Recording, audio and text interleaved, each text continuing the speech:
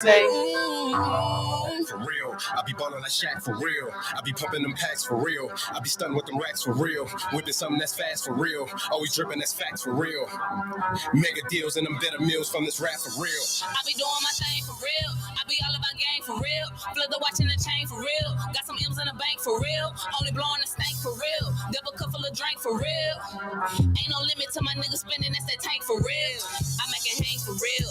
I like my bitches in twos. One of them gripping the wheel, other one counting the blues. Tripled on all of my moves. Call me on this, got a lot more to prove.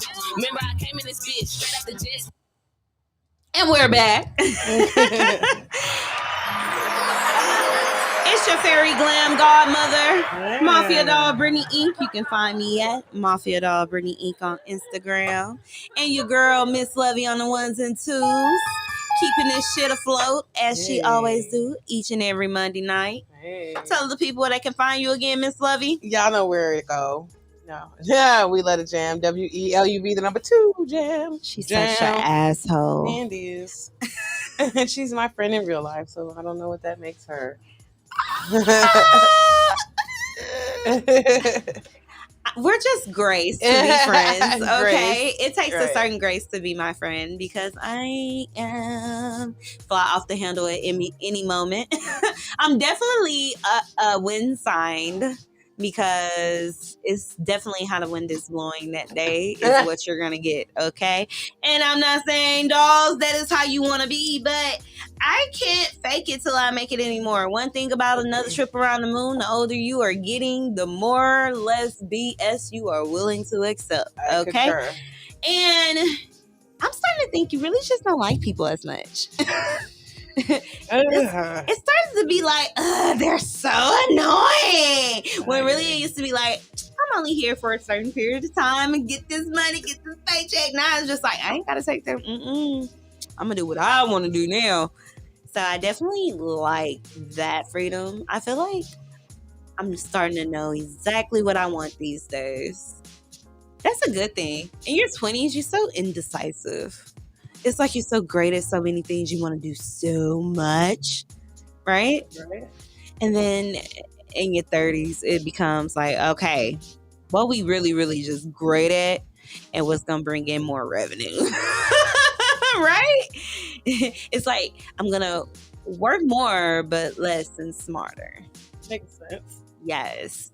Less and smarter at the same time. Less and smarter at the same time. It's like you start investing your money in things that can return you money. Right. That makes sense. Yeah, I can deal with that. Yeah. Definitely. Yeah. I love it here. If you get that in your 20s, I think you would be so much better when you hit your 30s. But you got to have like that solid foundation in your 20s of like what you really want out of life. A lot of people don't have that though. Right? Or did you know? I think like by the time you're 30, you're in a whole new lifestyle, right? Honestly, I was in the military, so like you got a whole new life in your 30s. Yeah, that's what I'm saying. So I literally had it was a whole different, you know what I'm saying? It was a shift from, like, in my 20s, I was in the military, so I didn't really get to experience my 20s. Right. Very much structure. I didn't really get, so I feel like now in my 30s, I'm kind of, and being a civilian, I'm being a civilian. Yeah, like now I'm more like, oh, okay, this is what this is. This is separate. So I'm still navigating, like where you have discernment. Bills in my 30s. Oh my God. I feel like bills forever, bitch. You have big bills in your 30s. Fuck that. Big bills. You know, like in your 20s, I don't know. Because you didn't require much. In my 20s, I grew up in an era where like rent was still like $500-$600. Oh, you talking about the cost of living, bitch? I mean, just everything was cheaper in my 20s. You know what I'm saying? Like, I was in that era. And it's like now, rent is like 2 to 3 times that. The cost of living is increased since you were in your 20s. Exactly. And that's what I'm saying. And the older you get bigger bills. And your expectations of life is different. Like, I used to be whining about how to make them few little bills. Nah, I got thousands of dollars worth of bills. And Woo, Jesus be catching us afloat and making it, Jesus. He be carrying me. I be like, yes, Lord. Woo, I be looking around like I got so much. Woo, Jesus, it is you, Lord. Only you can do it. You can do it. That's how you feel in your 30s. I think when we were growing up, we watch our parents do it so effortlessly that we didn't take account. So, God damn, they had bills. Yeah. Real bills. Right. For real. I'm glad I mean, crossed in your that threshold, though. Whenever you start accumulating wealth, you start having bills. You feel me? Like when you're in your 20s, you know that shit, you in your 20s, you not like just balling like talking about. So you have a certain standard. 20s, the high priority is clubbing, your outfit, your hair, Facts. your nails. It is cute. You worried about being cute in your 20s. I'm definitely not gonna lie. When you hit your 30s, it is definitely fuck these nails, bitch. I don't know what you talking about. I am working. Okay. It is definitely when your man is asking you, baby, it's time to change your hair. Well, hell, I've been working. I don't know what to tell you. I love, the aspect of I love working now. Because you're doing what you love and what is natural to you, what your gift is. And when I tell y'all gift, the bitch is gifted. I be vicious. I be white. Why you don't walk around with a bow just wrapped around you? You know what I'm saying? Because you're so I be gifted. trying to hide it. Yeah. I do be trying to hide it too. I'm on high commodity. Okay, because I hate when people ask me about my hair. It's y'all so selfish. All my clients are like that. And I be thinking like, I'm going to increase the price because y'all selfish asses. And then they be coming around like, bitch, the price went up. Yes, because y'all don't want to refer me out. Okay, now I gotta do extra odd shit, okay? Because y'all being real selfish. Y'all want me on demand and call. I don't even know how I became like a personal like stylist to the stars and YouTubers and video vixens, and like these bitches are really like selfish. Hardcore. I'm gonna say it out loud. Okay, let me tell you guys something. I would say particular. Okay, rule number 1: etiquette to your stylist. Ooh. Let's go ahead and get into these dolls' rules. Okay, this week. Okay, that's what we on this week. Let's go. Let's go. Okay, rule number 1. Okay, if your stylist is not your friend personally, if you are not inviting her to your home for get-togethers, birthday parties, functions, you not calling her, asking her how her day is, it is a form of etiquette on how you should hit her up for a hair appointment. Okay? Because I'm gonna tell you the truth. I have a problem when you play me for being your friend, and we not more than just your hairstylist. Because you be out of pocket playing me for your friend to get in and get them appointments, get them extra services, let me go ahead and, give you a discount. Now, I don't mind discounting you, but bitch, you made me feel like I was your friend. I hate that. And then when I find out you having major events like a baby shower or you're getting married. Life-changing events. Yes, life-changing events, because your hairstylist should be a part of all life-changing events. I completely agree. So if you're not sharing these moments with me, I am not putting you on high priority. So it should be an etiquette, a time, and a way that you should hit your stylist up about a hair appointment.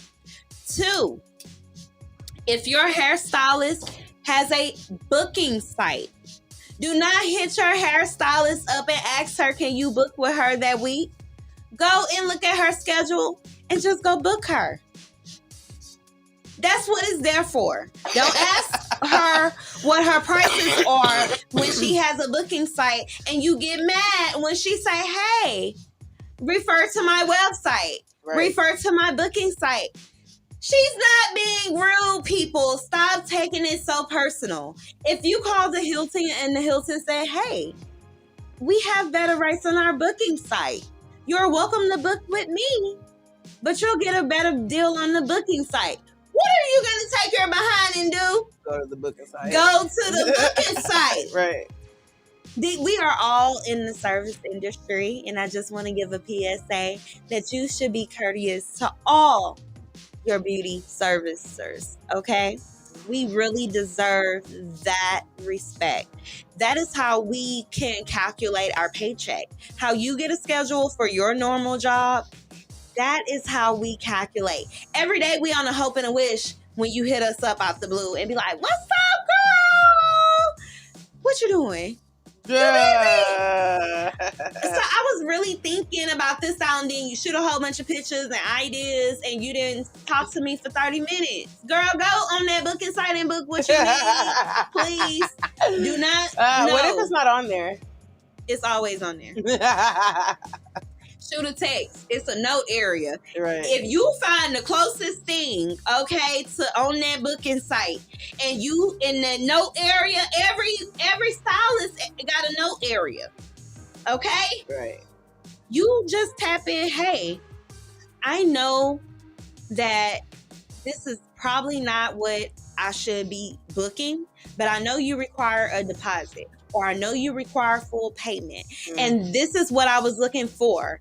That's how you communicate. Mm-hmm. It's an open line of communication. I agree. A lot of people who have their booking site, it goes directly to their phone. When you book me, I can see it right automatically. When you get your confirmation, I get my confirmation. I get paid, and I'm going to show up because you paid me. Right. I am less hesitant to bullshit you. Because now I got to be accountable because I have your money. Right. Hello? Yeah, that's true. But when you ain't gave me no money, I'm going to see you when I see you and get you on my timing. Right. At that point, you're on my time. Right. I don't care. I have got into it with people about time. But when you hit me up with those inadequate procedures, and I've been your hairstylist, and I have upgraded, I'm going to present myself to you as you present yourself to me. Okay. You don't want me to respect you because you don't respect me. Right. So now I'm going to be relaxed on how I treat you. I'm not going to treat you like my clients that send over their money on time, full payment. No. It's unfair. I agree. And I've been in business too long. And I am too talented and too gifted, okay? Right. And let me tell you something. It helps when you late because they don't feel too bad because they got their money. I feel less inclined to turn you away when you late because I got your full payment. If you send me a deposit and you 15 minutes late or anything, it is to your beautician's discretion to reschedule you. Rule number 3. It is a 15-minute grace period for you to show up to your appointment. And your hairstylist reschedule you when she's available. Not, I'm a butt into somebody else's time. Right. Not, can you take me tomorrow? No, I got other stuff to do. So when I look at my schedule, I'm going to reschedule you. Because if you go to a high-end salon, what they're going to do when you're late? Right. And what do they do when you book? They're going to have your credit card on file just in case you do not show. Even when you go to European Wax, it's the same thing. So, people, show your beautician some respect. Because let me tell you something. People in the service industry, we give a lot and we take a lot. And we have to live. And if they are giving you a nice place outside of their home to service you, if they are giving you what is it, concierge service, if they are pulling up to your house, I believe if someone is pulling up to your house, the service should start at $250. It's $250. Anything under $250 is a disgrace for a person to get in their car and go spend time at your house and put up with whatever you got going on for your comfortability. Whatever you got going on. Seriously. Tell the people some of the stuff that people be having going on, friend. Oh my gosh. Let me tell you something. my job because I do offer concierge service. But let me tell you something. I have been bride's best friends. Okay. I have never met this lady a day in my life except to do a job. And I have turned into her best friend and hand servant. Okay. I don't even know how that happens, but it was definitely not worth the money and the bullshit and the cadence that I went through. I have endured full course meals. I love it though. I am not gonna lie, but I have definitely sat down and ate with the family. Okay. I'm just saying it turns into like a full day event, okay? Right. but you love it. It's definitely a service. But I want you to know, like, these people, when they come into your home, we're catering to you. If you want to watch and eat and talk on the phone and sit on your couch and whatever, and then decide to get your makeup done, like, we are fully available at your service. Like, you at that moment are being treated like a celebrity and a queen. And god damn it, I want my services. No, please. I want my cocktails. My extra tip. I mean, it's definitely great, but I mean, let's be honest. I mean, it's really nice, one thing, to show them, into your home, feed them. But it's another thing when you come correct with their money. True. So if you want to be a celebrity and you want to have these celebrity, things done to you, that costs. Because if I was a white service giving you a massage and I had to come out, I'm starting at $300. When I'm coming to you, you have multiple services. Just be courteous to if you have a concierge service, okay? Make sure that you tip accordingly. If they tip is automatically, into it, then I wouldn't be worried about it. If you pay, on your card, or you paying Zelle, or you're paying Cash App, just make sure you add a little bit extra because they pulling the money off. Everybody pay taxes. You pay taxes. We all pay taxes. Right. So at this point, just be courteous.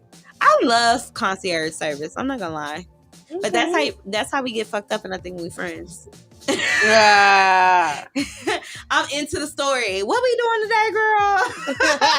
He did what? Fuck him. I know you fucking lying. What we doing? Okay. You've had concierge service. How do you feel about it? I love concierge service, but you're my friend in real life also, in addition to. It's different. So I'm just letting the world know this is my friend in real life. So I hate it. I'm just saying. I hate it here. That's just what that is. So I love concierge services. And I think that it's like hanging out with my homegirl, and just she has a cook as well, making it look. She has a cook as well. Don't let her fool you. We're all her friends. She has a white maid. An old white lady at that. I don't know. I feel like it's the reverse of 50 years of slave. You came in the house looking like that too. And then she make her dress in uniform at that. That's what I hate. Don't let her fool you, okay? We are definitely her service. No, she's my friend in real life. We're like Oprah. She treats us like Oprah would treat her friends. I wish I had Oprah money. If I could be Gail and live in a house and do her hair and shit and do shows and shit, right? That's how we would live. Okay? All right, okay. You know what I'm saying? But hate it here.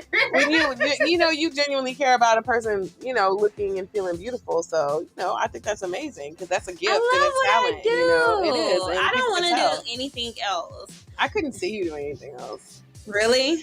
I just couldn't see you doing anything else. Like, I couldn't see you fucking working at T-Mobile, slanging cell phones. You know what I'm saying? T-Mobile right. Cell phones. Like, I can't see you. What? Me neither. That's what I mean. Tables. That's what I'm saying. I could never be a waitress. Yeah. My memory is shot. I barely know what I ordered off the damn menu. This is it? Bring me the menu back. I don't even let them take my menu. I don't remember ordering this. And then they show it to you on the menu. You be like, damn, I did order that. Well, I meant to get something else. Help me. For real? Help me out. I could never be a waitress. Big ups to everybody who's a waitress, bottle girls, like in the service industry. That's a whole different type of cadence. because, girl, you got to remember a shitload of stuff. Everybody do what they can do. That's all I'm saying. I wasn't graced to do that. God did not grace me to do that. He graced my hands to do a lot. But like not that. Cook, Yes. clean, lashes, you know, beauty stuff. I got the gift of gab. Ooh, I'm sexy. You know, I'm easy on the eyes. Mm-hmm. So, you know, I'm smart. I can remember a sequence of numbers, which is really weird. I'm the same way. It's really? Weird. It has to do with the way the brain works. Yeah. Yeah. Most definitely. That's like a numbers. gift, a one and a, like, people can't remember a number of sequence. And I can remember it quickly. Like, if it's a door tag number or something, if I just say it a few times, like within a few minutes, I'll memorize it without looking. Yeah, that's dope. Yeah, I'm really good with numbers, multiple numbers, which is weird. Is it? Sometimes it's a bit confusing, you know. I have to, like, you know, but I can remember the sequence, right? You know, when I sit and think. I wish I could do math like that. When I got to college, I wasn't great at math. I was good in like algebra and like pre-cal. Yeah, but after pre-cal, I was geometry. It was the weed, definitely the weed. I didn't start smoking then. You wasn't smoking in college? Yeah, I mean in college, yeah. But I thought you said like when I was taking pre-cal, I was still I was good in pre-cal. Oh, okay. That's what I'm saying. I was good in high school. It's when I started trying to go and do secondary. Yeah. And realize this is a whole different fucking ball game. Yeah. Whole different situation. Whole different situation. Bitch gotta really study here. Okay. That gab shit only get you so far. Bitch gotta sit in the front of the class for this one. God damn. Her glasses. What you say, tutoring services class? Oh my gosh. Fuck, is it free? Right. Jesus. The days before tablets. You in there trying to get with the nerdiest dude in the hey, right. You good at this? First day of school, can I have your number? Right. You trying to utilize. This wasn't like now they have like computers and laptops and shit. Like then it was nigga pen, pad, notebook. You writing the notes. What? Tape recorder. Yeah. Even then, you know what I'm saying? You got a tape recorder and then play it back. Notes. Yeah, and write notes. Yeah. Time, bitch. We gotta pass this. Fuck, is it open book? Right. Can it be open book? You be hoping you can take this class online like a motherfucker. Ooh, Jesus. Before they had that option. Nigga, you had to be there, nigga. Ooh. Back in those days. You had to tell us what days those were, Lovey. Enlighten us. I didn't go to college on time. I definitely went as an adult. Okay. I was with the fuck around crew. Okay. I took a year off and shit. Okay. Got my GED. Okay. Scored high as fuck on my GED. Got a scholarship to go to college. That's how you know you just ain't living to your full potential. like bitch, you scored high. Right. How is you not in school? And then I was just like, fuck it. It was a different ball game. Every millionaire didn't go to college until after they got the millions. True. I'd probably be an old ass and then, go to school. Stupid. Yeah, I'm going to be like an alma to like, P. Diddy or something. You know what I'm saying? I'm going to go later when I got some money and time and focus. When you get old, you can focus a little more. I don't know. Not old. Shout out Tago stuff for tuning in. Yes, I'm just saying, a lot of great people got, their degrees and doctorates, older in age. Oh yeah, most definitely. Yeah, that's all I'm saying. I got time. Right. I still a baby out here. True. I'm still a baby out here. I'm a teenager. I'm learning. Right. And plus, I still look like I'm in my 20s. So I'm going to hold on to that as long as I can, okay? I'm going to just get to the point. I'm going to be like, however old you think I am, okay? But don't try to play on me. Niggas think you're a little young hoe and they handle you different. I've learned this. I mean, in my experience, I should say. How much time do we have? We have about 5 minutes. We got about 5 minutes. Let's tap into this whole some men make women who are submissive into wives. What? Sorry. Can you repeat the question? No, it wasn't a question. Oh, I'm sorry, the statement. Yeah, that's what I meant. Men tend to make women who are more submissive into wives, and wives have the power over the husbands because they are submissive. Okay. Now, I'm like a hoe. A pimp got a break, okay? I am a renegade. I am a renegade hoe, okay? I talk back. I have high opinions, and I get my own money here, okay? I am no longer tit for tat. So, it's hard to break me like a wild horse. That's all I'm saying. Woo, Lord. Oh, I mean, it's... You said it's the old law. Doug Oster says it's old law. Enlighten us the old law. Because I feel like men still feel like that. I feel like men want you to shut up and do as told. You said, why would we marry a female who is combative? Why would you want a female that you can run over? And I'm not saying combative. I think it's in the beginning. I feel like men in the beginning want you to shut up and let them do what they want to do, right? And I feel like for a woman, especially a single independent woman, that you have brought yourself into a situationship or relationship with, it's hard because she's been having to be everything to herself. Mm-hmm. So in order for her to let her guard down, she really has to know where you're leading her. In the beginning, it's hard because you go through so much, and it's not that we're trying to be combative. I think it's really a lot that has to do with us getting to know each other and knowing how to, what ticks each other off, what to say, what not to say. And it really goes into how we cater and deal with each other, the respect we have for each other. We're so big on I'm the man, or I'm the woman, and I've been through this or I've been through that, to where we don't just really, play the whole situation out. So with that being said, it's kind of like, being submissive, that takes time for a woman. You know what I'm saying? That's not something an independent woman, an alpha female, can lay down immediately.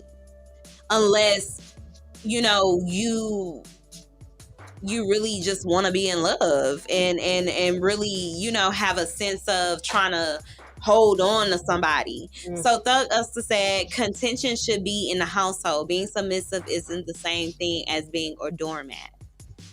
And that's facts. That's facts. But I feel like so many people have different definitions of submissive. I agree. It has different connotations to it. Yes. Because it can be perceived as, if you're a strong woman, it can be... Thug Oster, y'all, modern women are fucked up. Oh my gosh. You can't speak about all women. You can't speak about all women. You can speak about women you've encountered, but everyone is not the same, and everybody's experience is not the same. How you experience love, everybody experience love differently, and everybody don't have horror stories on, being with their ex. Mm-hmm. So you can't put that out in the universe for everybody. Mm-hmm. Do we have bad experiences that we could have, handled differently? Yes. But that takes time with growing and maturing and really knowing what you want. So I think it has to be kind of like, I don't know, the older you get, you try to align yourself with something a little more easier in life. So I don't know. You get out what you put in with people in general. Like, everything is like a decision made, and then it's like you get out what you put in. That's true, but you can put in a lot and that person still not be a good person or a good fit for you. True. That don't make them a bad person. You know what I'm saying? Just sometime in the relationship that you took too far, or like sometimes you can be in a relationship, but really they're better a friend than a boyfriend or a husband or, you know, a spouse.